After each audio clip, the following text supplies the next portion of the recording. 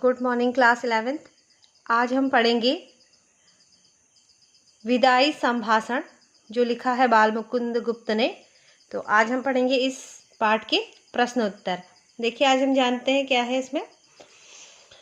Students, इससे पहले कि हम क्वेश्चन आंसर शुरू करें, अगर आप मेरे चैनल में नए हो तो इसे लाइक शेयर एंड सब्सक्राइब जरूर करिए, जिससे कि मेरी हर आने वाली वीडियो आप तक सबसे पहले पहुंचेगी।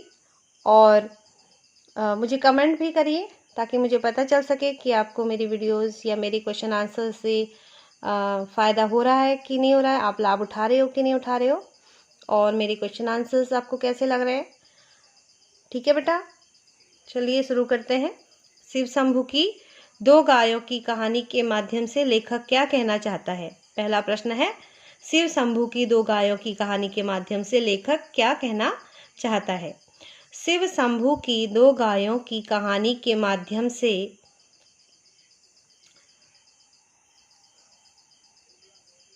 लेखक यह कहना चाहता है कि भारत के पशु हो या मनुष्य, वे अपने अपने संगी साथियों के साथ गहरा लगाव रखते हैं। वे आपस में भले ही लड़ झगड़ लें, परंतु उनका आपस में प्रेम भाव अक्षुण्ण रहता है। अक्षुण्ण मतलब होता है कभी न समाप्त होने वाला, अक्षुण्ण रहता है। एक दूसरे से विदा होते समय वे दुख अनुभव करते हैं। लेखक यह भी कहना चाहता है कि शिव शंभू की दो गायों के बिछुड़ने के प्रसंग से यह स्पष्ट है कि विदाई का समय करुणाजनक होता है। ठीक है, इससे पहले आप ये चैप्टर अवश्य पढ़ लेना बच्चों। जब चैप्टर पढ़ोगे तभी आपको प्रश्न उत्तर आसानी से समझ में आ जाएंगे। दूसरा प्रश्न देखो, 8 करोड़ प्रजा के गिड़गिड़ाकर विच्छेद न करने की प्रार्थना पर आपने जरा भी ध्यान नहीं दिया। यहाँ किस ऐतिहासिक घटना की ओर संकेत किया जा रहा है। यहाँ पर इसने धरना लिखा है, इसको यहाँ पर आप लोग घटना करेंगे। 1 मिनट में इसको करेक्शन कर देती हूँ। हाँ, तो बच्चों यहाँ पर आएगा घटना।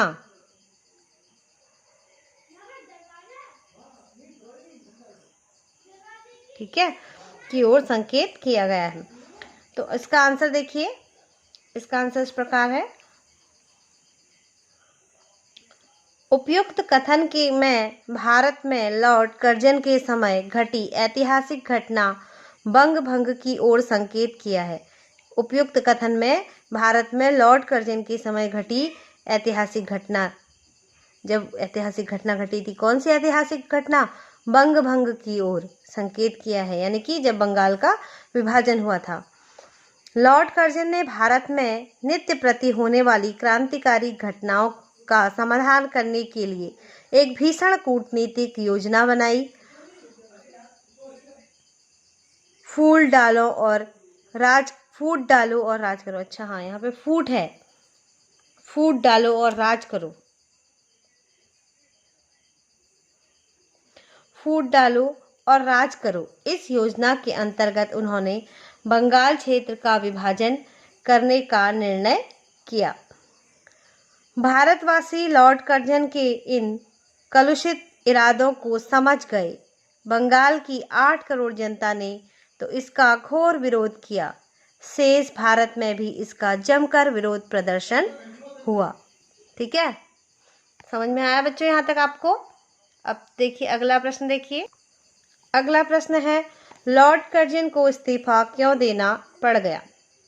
बच्चों एक बात मैं आपसे ये भी कहना चाहती हूँ, जब आप मेरे प्रश्नों को देखते हो, आप पूरे प्रश्न के उत्तर को सुनो, और एग्ज़ाम टाइम में भी आप मेरे अगर इस वीडियो से सुनोगे और सुनकर भी आपको क्या होगा, लाभ होगा। इससे आपको जल्दी याद हो जाएंगी चीज़ें। एक बार आप पढ़ लो, लिख लो, लिखा हुआ पढ़ लो, एक बार फिर मैं जो बोल रही हूँ उसको आप ध्यानपूर्वक सुन लो। ठीक है, तो इसको 2-2, 3-3 बार अगर आप इस वीडियो को, मेरी जो प्रश्न उत्तर वाली वीडियोस हैं उनको देखोगे, चैप्टर्स वाली वीडियोस को देखोगे, तो उससे क्या होगा कि आपको चीज़ें जल्दी समझ में आने लगेंगी। तो देखो, बंग भंग के विचार एवं उसकी योजना को मनमाने ढंग से लागू करने के कारण सारे भारतवासी उसके खिलाफ उठ खड़े हुए। इससे कर्जन का दबदबा कम हो गया और वह इंग्लैंड वापस जाने के बहाने खोजने लगे। दूसरा देखिए, पॉइंट नंबर 2 है, उसी प्रश्न का दूसरा पॉइंट है, कर्जन ने इंग्लैंड में एक फौजी अफसर नियुक्त करने की सिफारिश की थी, परंतु उनकी सिफारिश को स्वीकार नहीं किया गया। कर्जन ने इंग्लैंड में अपने कोई जानने वाला होगा उसे फौजी अफसर नियुक्त करने की सिफारिश की थी, परंतु उनकी सिफारिश को स्वीकार नहीं किया गया। इससे क्षुब्ध होकर उन्होंने इस्तीफा देने की पेशकश कर दी। अब देखिए नेक्स्ट क्वेश्चन, विचारिए तो क्या शान आपकी इस देश में थी और अब क्या हो गई? कितने ऊंचे होकर आप कितने नीचे गिरे? आशय स्पष्ट कीजिए। जो यहाँ पर आशय है इसमें ये पूरा शो आएगा इसमें, ठीक है। लेखक लॉर्ड कर्जन से विचार करने के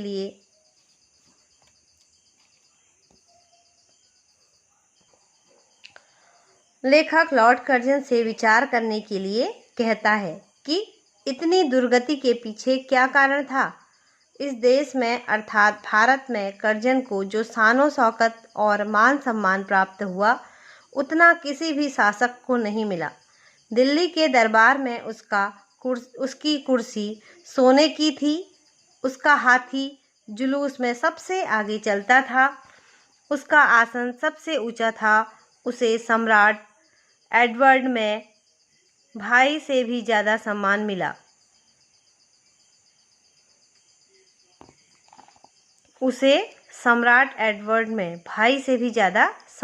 यानी कि जो उसका भाई था सम्राट एडवर्ड, उससे भी ज़्यादा सम्मान इसको मिला था।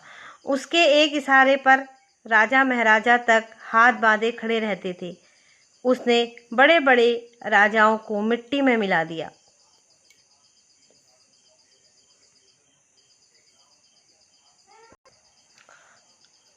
आगे देखिए प्रश्न नंबर 5, आपके और यहाँ के निवासियों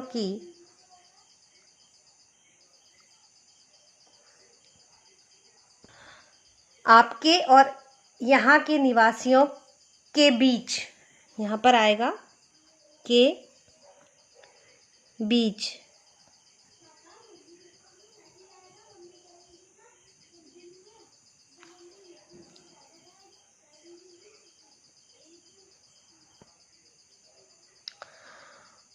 आपके और यहाँ के निवासियों के बीच कोई तीसरी शक्ति भी है।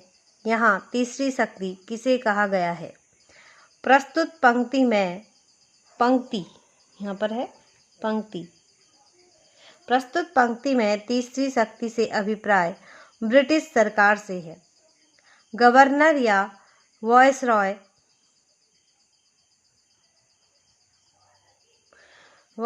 की भारत में नियुक्ति ब्रिटिश सरकार किया करती थी। उसी के नियंत्रण व नियमों के अनुसार भारत में गवर्नर कार्य किया करता था, अर्थात ब्रिटिश सरकार की सर्वोच्च शक्ति थी, जिस पर ईश्वर के समान ही किसी का नियंत्रण नहीं था।